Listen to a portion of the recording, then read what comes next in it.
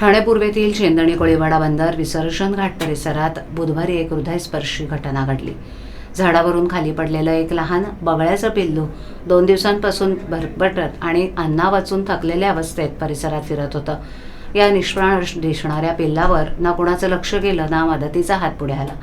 मात्र ठाणे महापालिका कर्मचारी आणि पक्षीमित्र भरत मोरे यांनी पिल्लाला जीवदान दिले। ठाणे महापालिका कर्मचारी आणि पक्षीमित्र भरत मोरे यांनी आपल्या संवेदनशीलतेचा परिचय देत या पिल्लाला त्वरित उचललं। पिल्लू फारच अशक्त झालं होतं, त्याची मान खाली झुकली होती आणि अंगात ताकद नव्हती। या अवस्थेत खाडी परिसरात मोकाट फिरणाऱ्या घोरपड, मुंगूस, सापांसारख्या शिकारी प्राण्यांच्या डाचेखाली त्याचा जीव जाण्याची शक्यता अधिक होती।